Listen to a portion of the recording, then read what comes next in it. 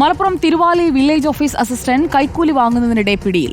Village office assistant നിയാമത്തുള്ള Malappuram വിജിലൻസിന്റെ പിടിയിലായി. പട്ടയത്തിലെ തെറ്റുതിരുത്താനാണ് കൈക്കൂലിയായി 50,000 രൂപ ഇയാൾ വാങ്ങിയത്. 7 ലക്ഷം രൂപയാണ് കൈക്കൂലിയായി ആവശ്യപ്പെട്ടത്. അഷ്കർ അലി കരിമ്പ നമുക്കൊപ്പം. അഷ്കർ അലി, കൈക്കൂലിക്കാരൻ കൈയോടെ പിടിയിലായോ?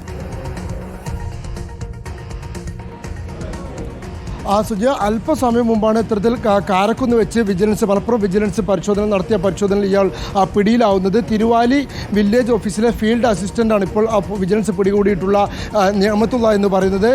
7.5 ലക്ഷം രൂപയോളമാണ് ഇയാൾ കൈക്കൂലിയായി ആവശ്യപ്പെട്ടത്. അതിൻ്റെ ആദ്യ ഗഡുവായി 2 ലക്ഷം രൂപ കൈമാറണമെന്നായിരുന്നു നിബന്ധന.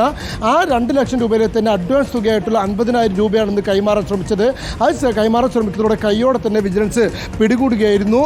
വിജിലൻസ് സമാനമായ രീതിയിൽ 3 കേസുകളാണ് ഇപ്പോൾ തുടർച്ചയായി കൊണ്ട് തന്നെ മലപ്പുറം ജില്ലയിൽ വിജിലൻസ് പിടികൂടുന്നത്. നേരത്തെ കാവന്നൂർ പഞ്ചായത്ത് സെക്രട്ടറിയും അതുപോലെ തന്നെ തിരൂർ ലാൻഡ് ട്രൈബ്യൂണൽ ഓഫീസറെയും സമാനമായ രീതിയിൽ കൈക്കൂലിയുമായി പിടികൂടിയിരുന്നു. തൊട്ട് പിന്നാലെയാണ് ഇപ്പോൾ തിരുവാലി വില്ലേജ് ഓഫീസിലെ അസിസ്റ്റന്റ് നിയമത്തുള്ളയെ കൂടി ഇപ്പോൾ വിജിലൻസ് പിടികൂടിയിരിക്കുന്നത്. ഇയാളുടെ കയ്യിൽ നിന്നും 50,000 രൂപ വിജിലൻസ് ഉദ്യോഗസ്ഥർ കണ്ടെടുക്കുകയും ചെയ്തിട്ടുണ്ട്. സുജയ. ഓക്കെ, അഷ്കർ അലി കരിമ്പയാണ് വിവരങ്ങൾ നൽകിയത്.